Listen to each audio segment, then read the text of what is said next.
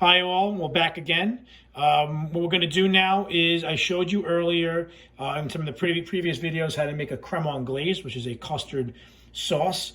This time around, I'm going to show you guys how to make a baked custard in the form of a creme brulee. Now, creme brulee means burnt cream in French, and we're going to get to the burnt part later on in this video. But for now, I'm going to show you guys how to actually make this. Now, the ingredients are very simple. If you see right down here, we have 4 egg yolks. So the whites have been removed. In previous videos, I have showed you how to remove the whites. We're not going to do that in this video. We have 1.5 cups of cream, heavy cream preferably, that makes it very rich. 1/4 cup of granulated sugar, a pinch of salt, which we'll add in a minute, and a vanilla bean.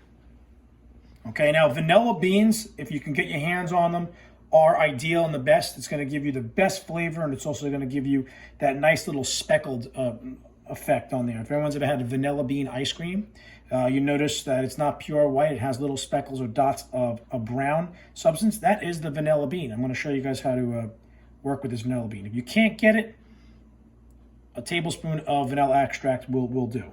So to start this off, it's very simple. I'm going to start over here in a pot. All right, we need a small saucepan over here.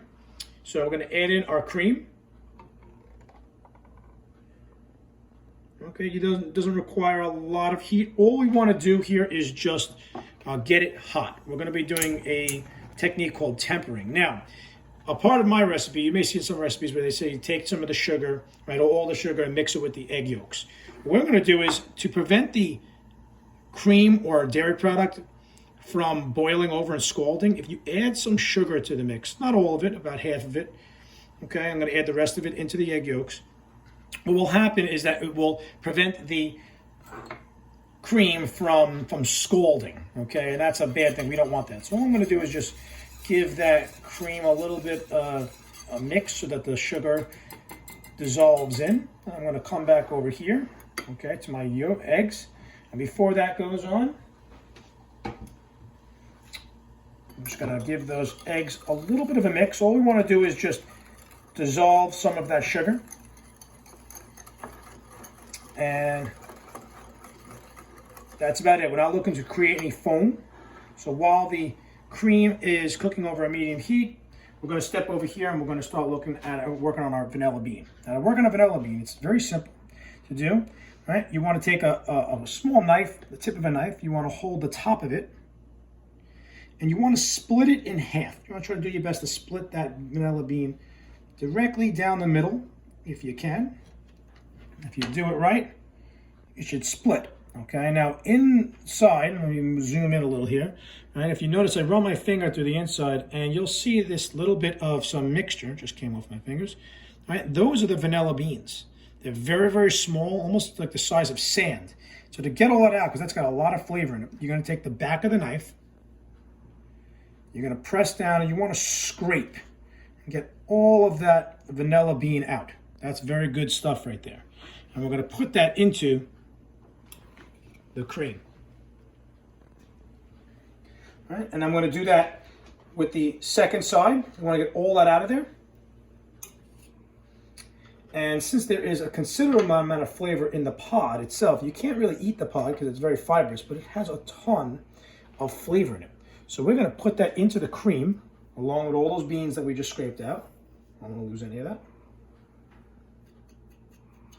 And we're going to kind of like just give that a little stir, and we want to get that warm. Almost we're making like a little tea. We're going to steep that beautiful vanilla flavor into the cream. That's how we're going to get a lot of flavor. So by heating it up with the cream and a little bit of that sugar in there, we're creating almost like a vanilla scented cream, and that's exactly what we're looking to go for. Now, a classic creme brulee is flavored with vanilla, but there are variations. I've done this with some lavender, which is really nice. So if you have some dry or fresh lavender, you can put all that in there. It gives a little bit of essence, right? So this is where you can kind of add the flavor to the creme brulee. We're gonna stick with the classic, so we want the vanilla. Have you noticed, I'm starting to notice some bubbles that are accumulating around there. We do not want to boil this over. So I want to turn that down to a low temperature and let it cook for about another minute more. So we're just gonna step through it right here and show you how we're gonna put these together. Now, you want to cook these in a bakeable ramekin. Ramekins are usually made out of either glass or ceramic. They can come in different sizes. Right? You see this one's a little larger than this one. You want to make sure that these are bakeable, which means they are oven proof. Okay, and they come in various sizes, so the time will change based on the size of the ramekin that you have. They also come in metal ones, which are disposable, which you could also use as well. So we're going to use, I have these nice glass ones here, but these are the classic style ones as well. Sometimes they come in oval, sometimes they come in different shapes like hearts, and they can vary on the depth, right? So the deeper and the more liquid that's in there, the longer it's going to take. Secondly, we have to cook this in what's called a water bath, okay? You'll notice I have these inside of another pan that allows me to add some water in here. We're going to fill this void here with a little bit of some warm water, and that's going to prevent the outsides of these custard creams from burning, okay? Because this cream cooks very easily. So we're going to step to our left here, right? Our cream is now warm, okay, and hot, and that's exactly what I want. And like we did in previous videos, we're going to do a step that's called tempering. Now, this is very hot, this mixture, and the egg yolks, along with the sugar, are cool. If we would dump this whole thing together, we would scramble those egg yolks, and that we don't want to do. So we're going to add a little bit, right, of that hot cream in there. And tempering just means we're going to equalize the temperature by just gradually adding in a little bit of that warm into the cold to bring the temperature of the eggs up slowly and gently. So if I add once I get about half of this cream in there, this bowl is no longer going to feel cool, it's going to feel warm. So we've kind of equalized or tempered those eggs. Okay, so now this bowl, let me feel, yes, is nice and warm. Let me go one more shot in there. And now we're going to bring these two mixtures together. So I'm going to add my egg mixture in to the rest of the cream. And this is where I want to be very gentle here. I don't want to over whisk this. We don't want to create bubbles or like a whipped cream issue. We don't want that happening there. So we want to be careful that we're not over whipping this, right? I'm going to stir slowly. If you choose to, you can go to now switch to a spoon or a spatula to prevent whipping, right? The more bubbles that are in there, the top of your creme brulee will look like the moon. It'll have craters after it bakes. Now, what we did in the creme brulee, what we did with the creme anglaise last week was that we put this pot and we cooked it on the stove. We're not going to do that. We're going to bake these. So to do this, we're going to take a strainer, and we want to strain it because we want to get rid of any of the large chunks of the vanilla bean out. Most of the beans, the little seeds, are so small that it will actually go through. But the large chunks we want to strain out.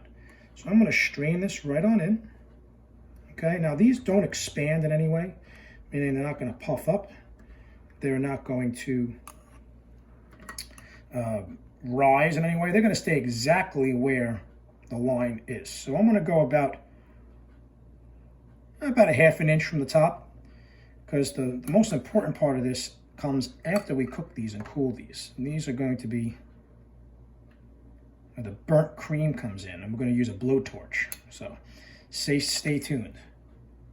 Once again, the size matters based on the size of your container.